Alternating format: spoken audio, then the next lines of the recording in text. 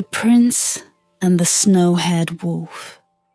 The snowstorm came suddenly, with a ferocity that stole the breath from Prince Kael's chest and obliterated the trail behind him. The world around him dissolved into a blinding sea of white, where even the towering pines of the forest seemed to vanish into the storm's grasp. The stag he had pursued, its great antlers crowned with frost, had long disappeared, leaving Kael alone in a wilderness transformed into a howling abyss. The cold gnawed at him like an unseen predator. His fur-lined cloak, though thick, was little match for the relentless wind, which carried with it a cruel, biting chill. His horse had stumbled hours ago, its strength sapped by the treacherous terrain, forcing Kael to continue on foot.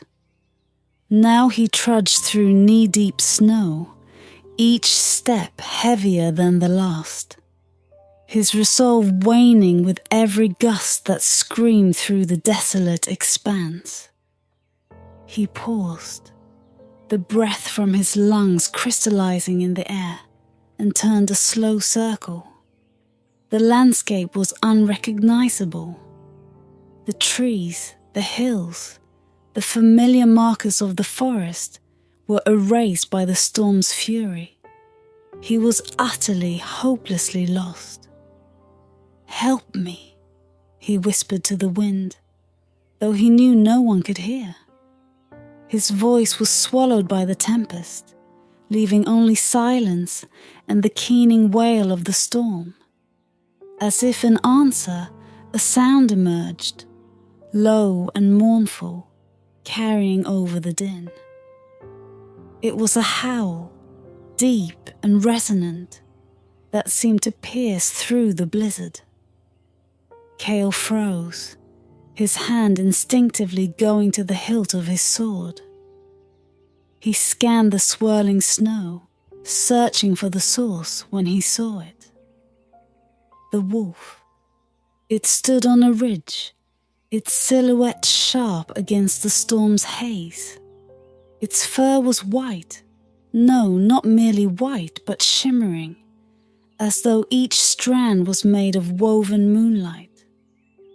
Its silver eyes glowed with an intensity that pinned him in place, both beautiful and unnerving. The prince stared, his hand falling from his sword as the creature held his gaze. It didn't snarl or bare its teeth. Instead, it tilted its head, almost as if it were studying him.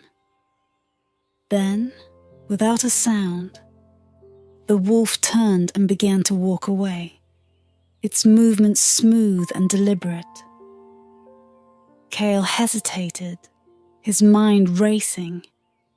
A lone wolf could be a predator, but this one didn't feel like a threat. There was something otherworldly about it, something that made the hairs on the back of his neck stand on end. The wolf paused, looking back over its shoulder. Its eyes met his again, and Kael felt a strange pull, as though the creature were beckoning him.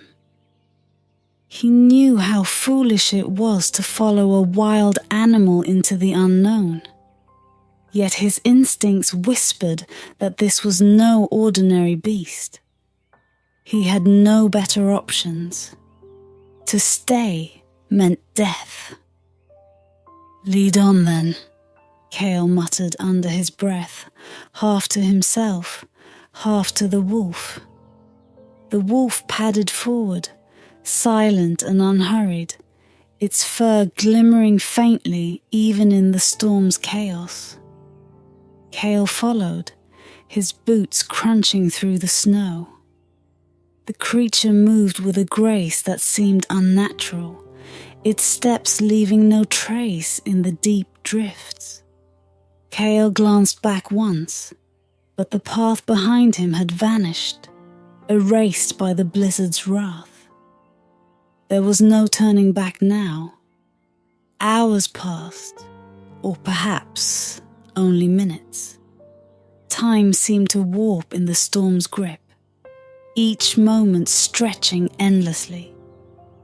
The wolf guided him through treacherous ravines and dense thickets, its pace steady, its purpose clear.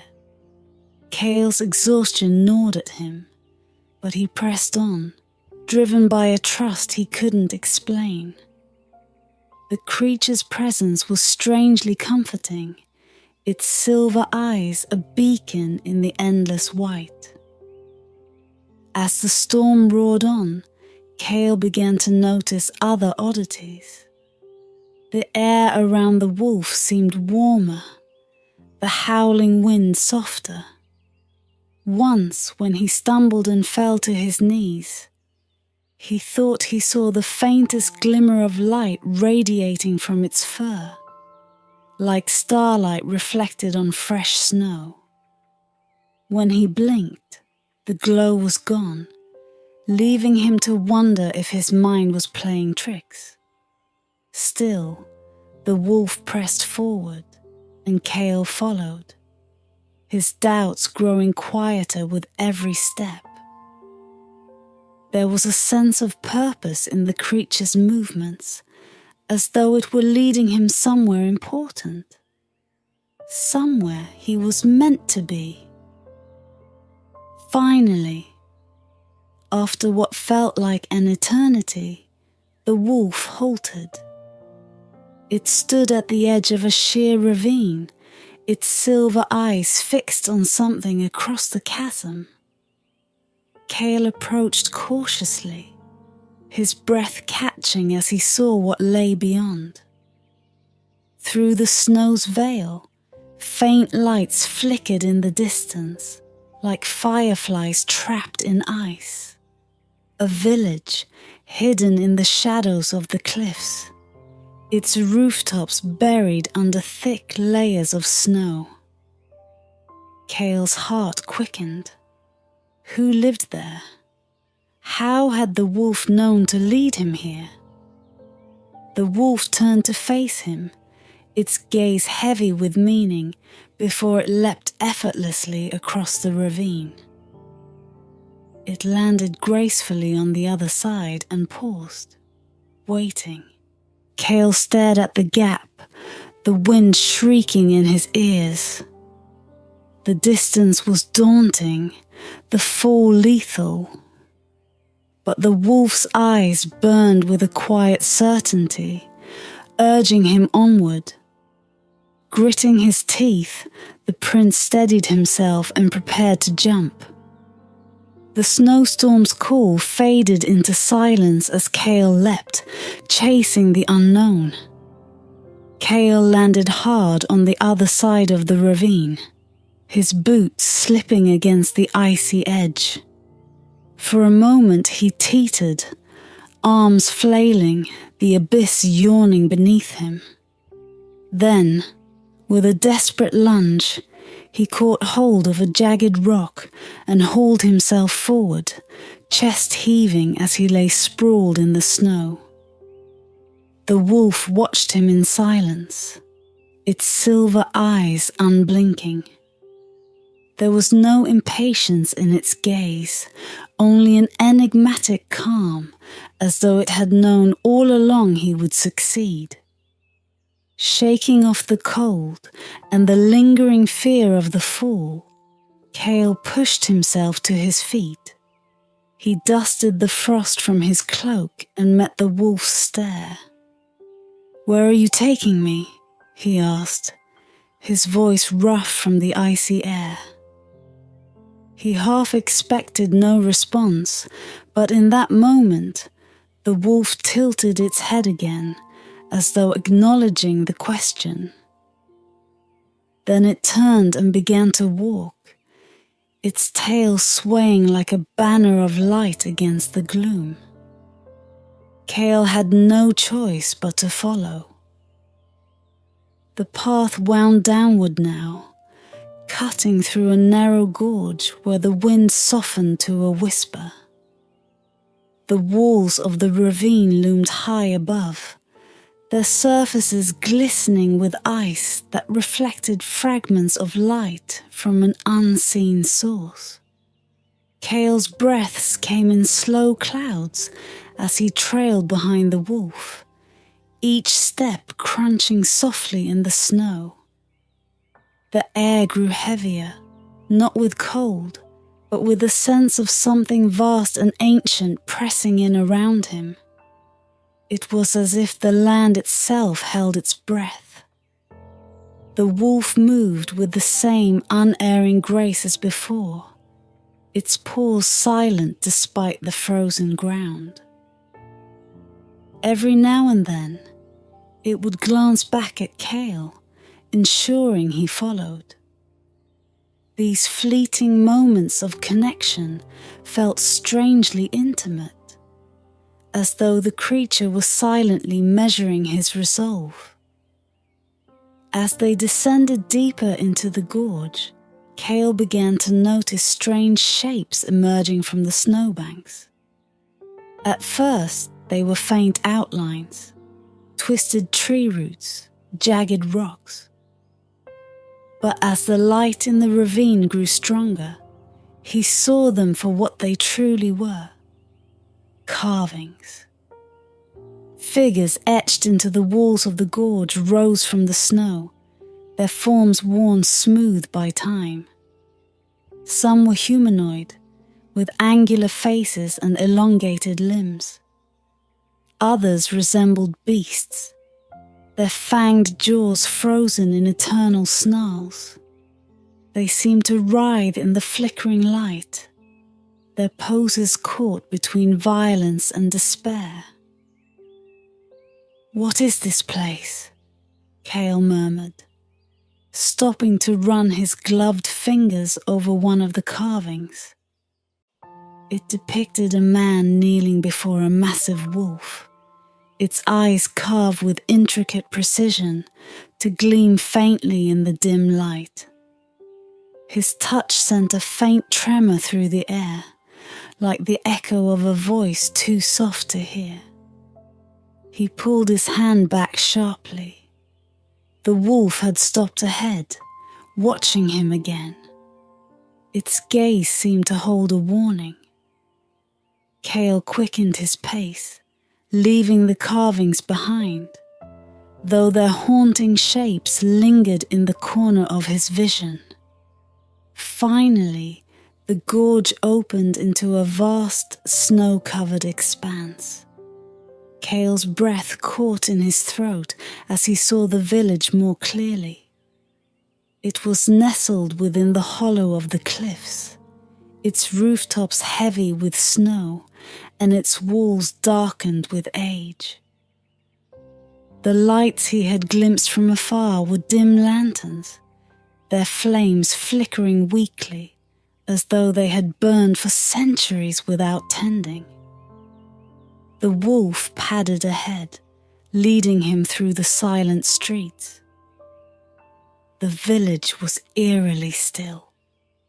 No voices called out, no footsteps disturbed the snow, and yet the place felt alive in a way Kael couldn't explain. He passed houses with their shutters drawn tight, their windows glazed over with frost. In some, faint shapes stood behind the panes, but when he looked closer, the figures seemed to dissolve into shadows. A shiver crawled down his spine, but it was not from the cold. "Who lives here?" Kael asked, his voice subdued.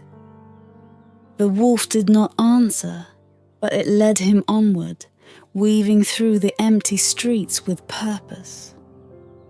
The silence pressed down on him, broken only by the soft crunch of his footsteps.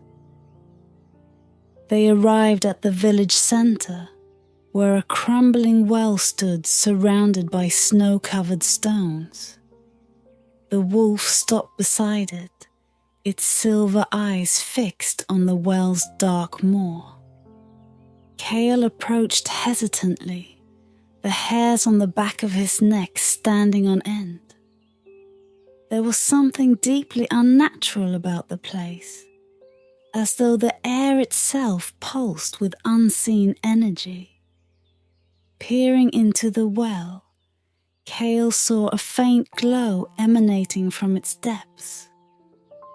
It was a soft, shifting light, like the shimmer of moonlight on water, and it cast strange patterns on the walls of the well. He leaned closer, transfixed by the glow.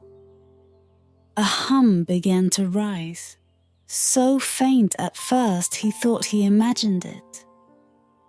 But as he strained to listen, the sound grew. A low, resonant tone that seemed to echo from the very heart of the earth. The wolf let out a soft growl, snapping Kael from his trance. He stepped back, his heart pounding. "What is this?" he whispered. The wolf's gaze was unreadable, but it was clear this was where the journey had led him. The creature's tail swished once, and it sat down beside the well, waiting. Whatever lay within the glowing depths of the village, Kael knew it was not something he could ignore. This was no ordinary place, and the wolf was no ordinary guide. The storm may have led him here, but something far greater was at work, and Kael had a feeling his trials were only just beginning. The glow from the well lingered in Kael's vision, a soft, hypnotic light that pulsed in time with his quickening heartbeat. He tore his gaze away, feeling as though he had stared too long into something forbidden. The wolf remained motionless beside the well, its silver eyes now fixed on Kael, the depths unreadable. The silence of the village pressed down on him. It was not the peaceful stillness of untouched snow, but an unnatural, oppressive quiet that seemed to muffle even his thoughts.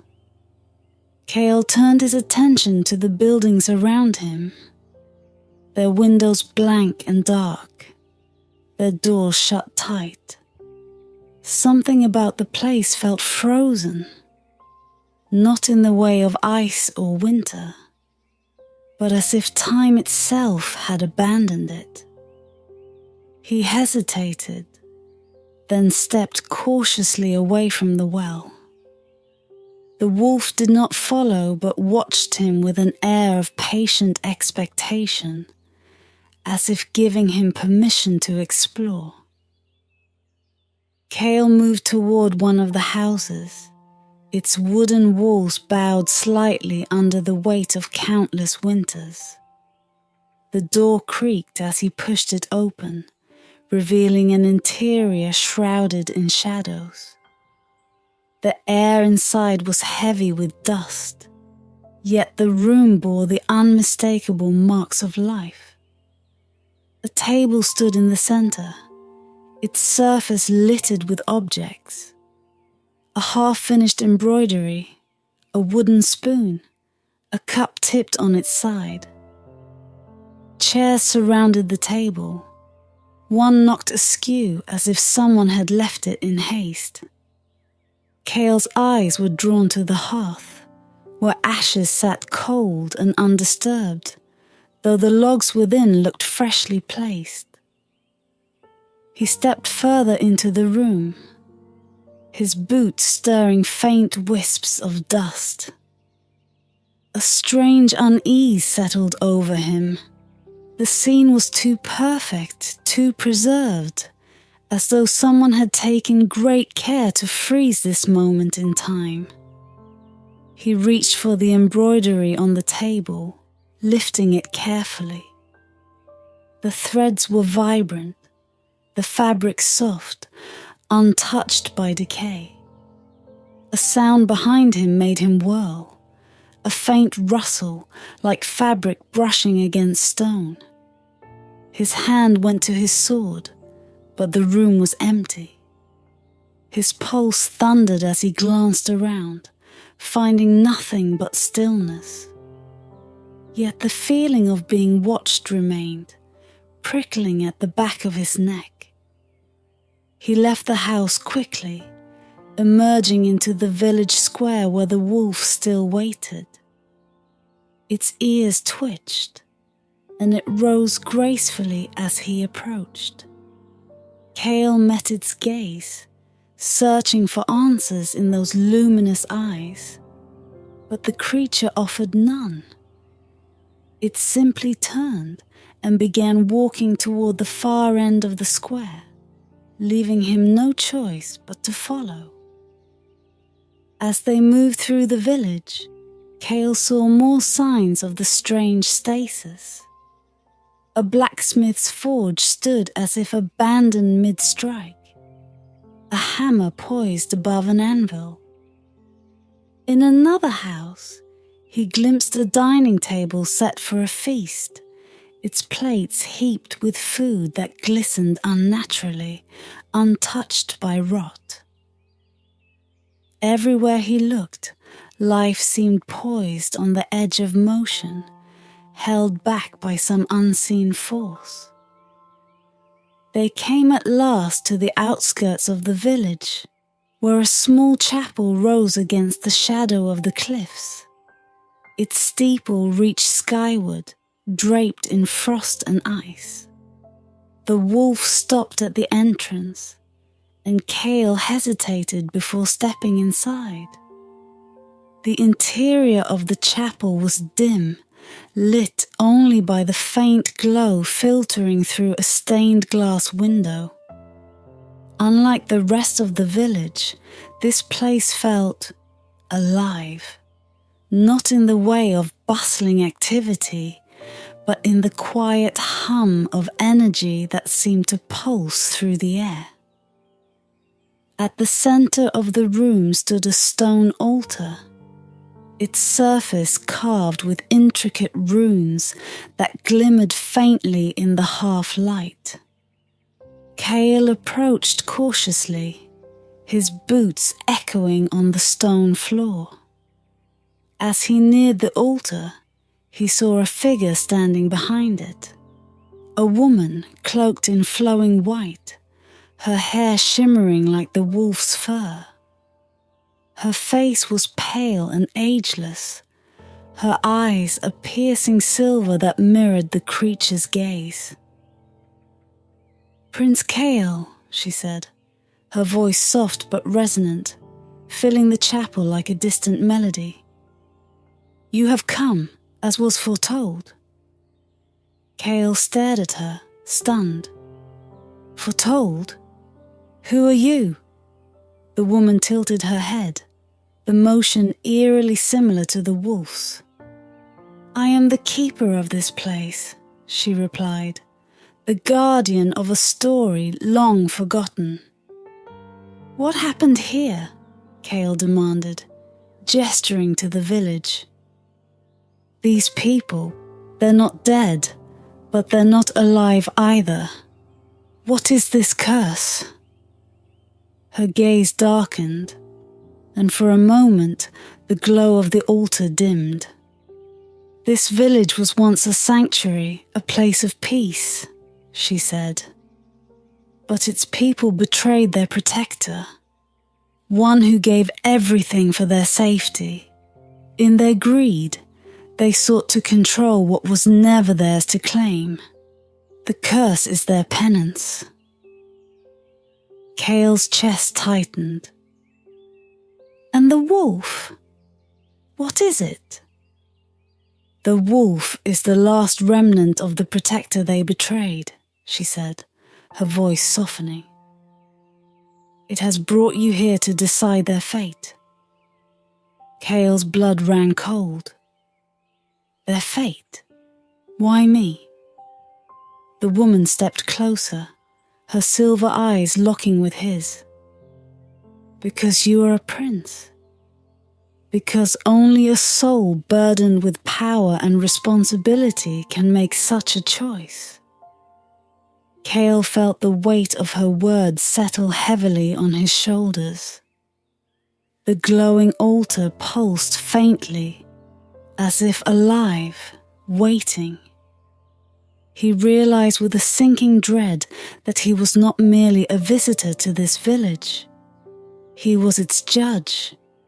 The woman's words lingered in the air, heavy with the gravity of her revelation.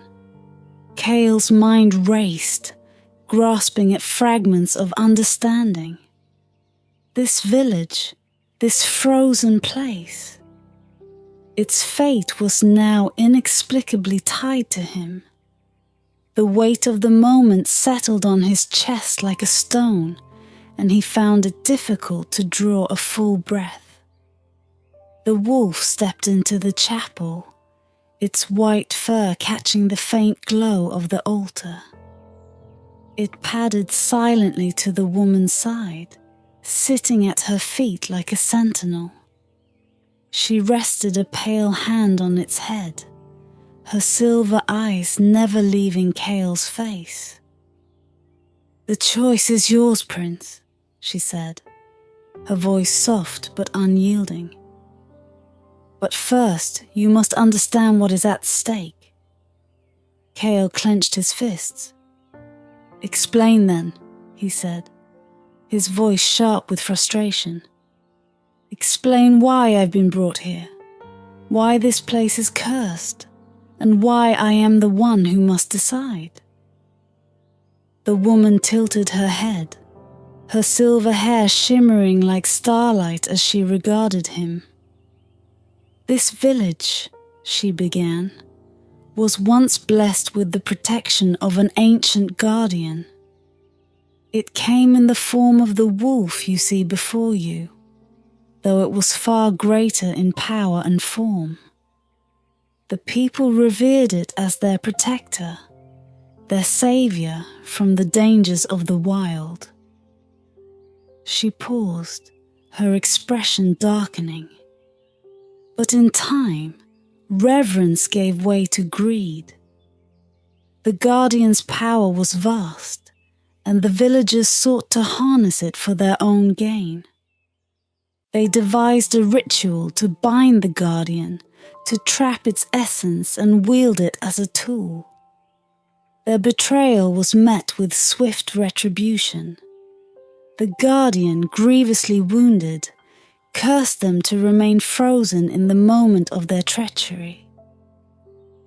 Kael swallowed hard, his gaze flickering to the wolf.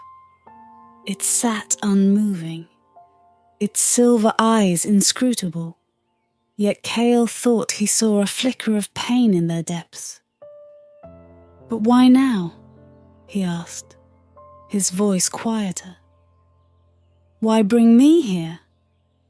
"Because the curse has endured long enough," the woman said. "The guardian's strength is nearly spent. Soon this place will crumble, and the villagers will be lost forever.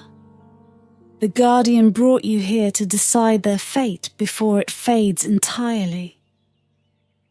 Kael's heart thudded painfully. "What choice do I have?"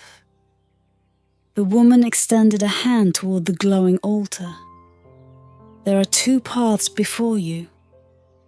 The shard within the well, the heart of the guardian's power, must either be destroyed or restored." She gestured to the wolf, her expression softening. "If you destroy it, the villagers will awaken, freed from their frozen stasis. But the cost is great. Their memories, their identities, their very souls will be erased. They will walk this earth as empty vessels, alive, but no longer themselves." Kael's stomach twisted at the thought. But the woman continued, her voice unwavering. "If you restore the shard to the well, The villagers will remain as they are, frozen in time. They will retain their memories, their identities, but they will never live again. The village will stand as a monument to their betrayal, preserved but lifeless. Kael stared at her, the weight of the decision bearing down on him. "There must be another way," he said desperately. "Some way to free them without taking everything from them." The woman's gaze softened, a flicker of sorrow passing over her face. "There is no third path," she said. "The curse is absolute. To break it requires sacrifice, and only you can choose what that sacrifice will be." Kael's hands trembled as he turned his gaze to the wolf. The creature met his eyes, and in its silver depths he saw a silent plea. It was not for itself. Kael understood that instinctively, but for the villagers, for the land, for the truth of what had transpired here. "How can I decide this?" he whispered, his voice breaking. "How can I weigh their lives against their souls?" "You must," the woman said simply. "You are a prince. Your life is built on choices such as these. It is your burden, as it was mine." Kael's breath hitched. "Yours?" The woman nodded. "Long ago, I stood where you stand now. I chose to preserve their truth, to let them remain as they are. It was the only way I could honor what the Guardian stood for, what it sacrificed to protect them." She stepped closer, her silver eyes burning with quiet intensity. "But time changes everything. Perhaps now, with a different heart, a different mind, a different soul, a new choice can be made."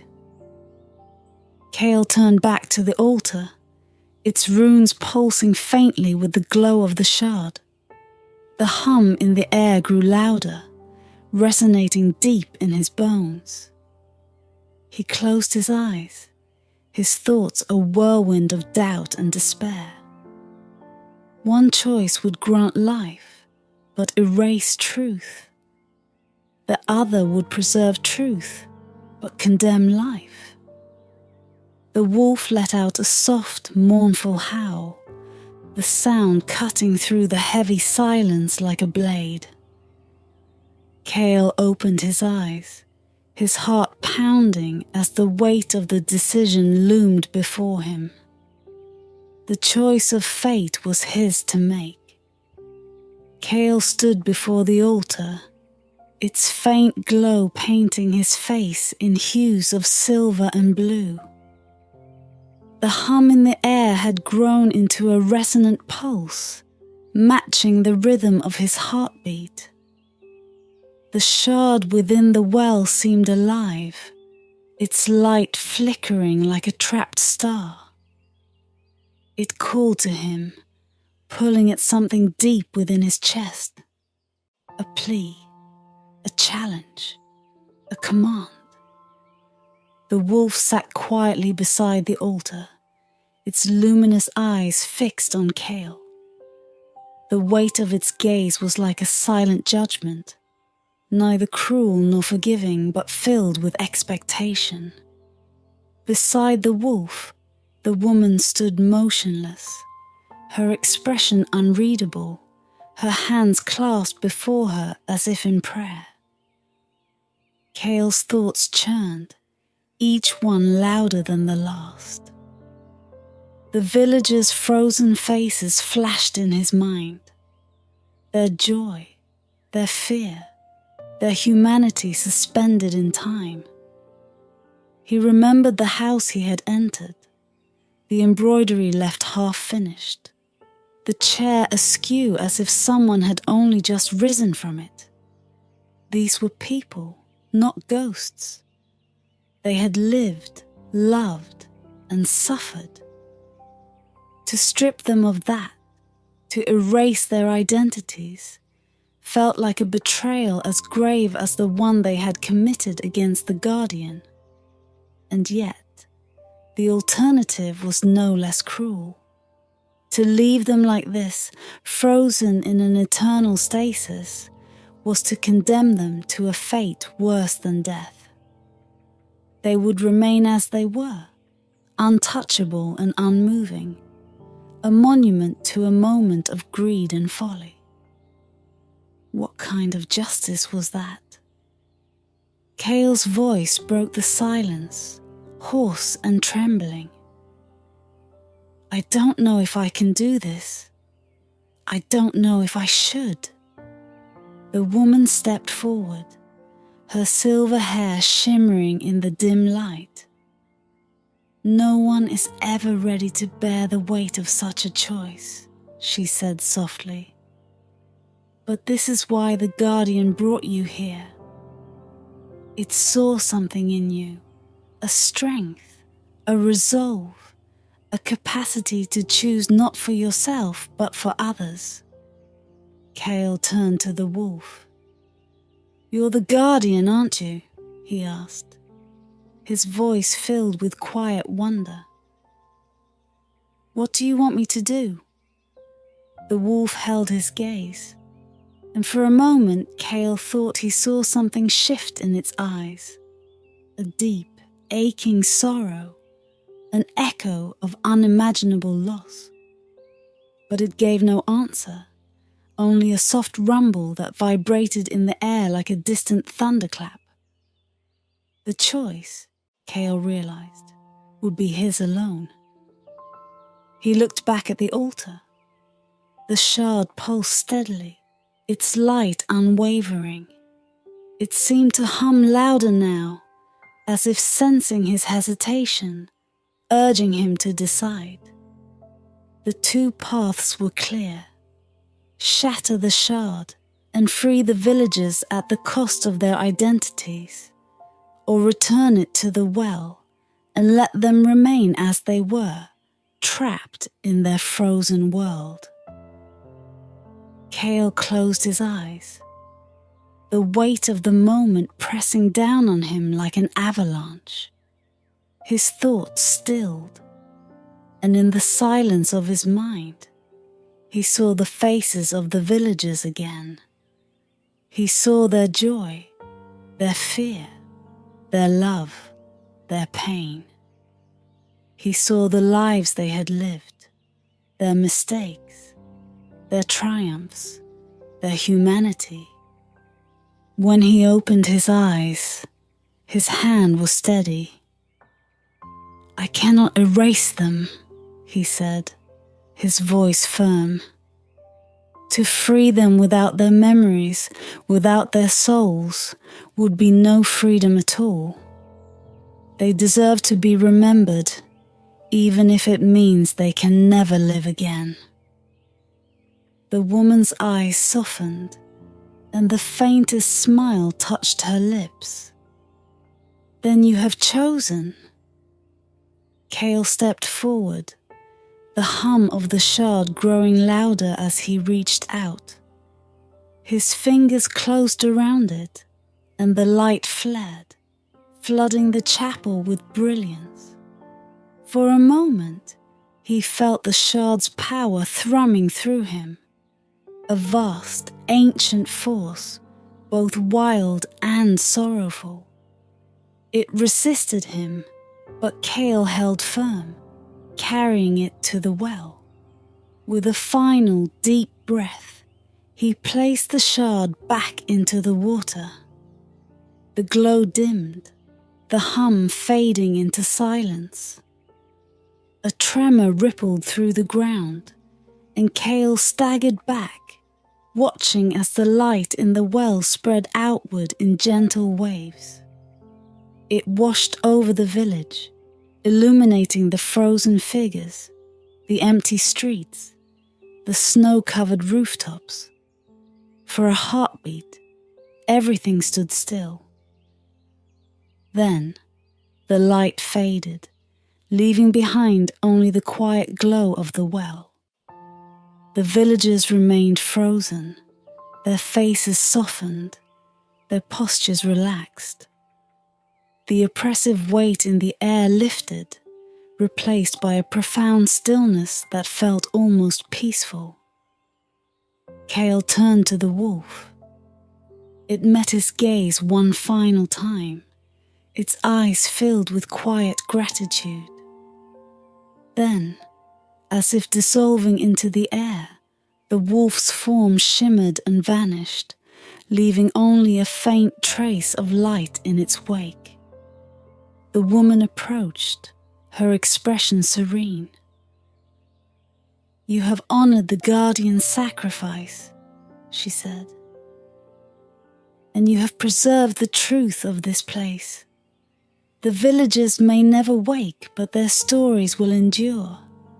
For that, you have my deepest thanks."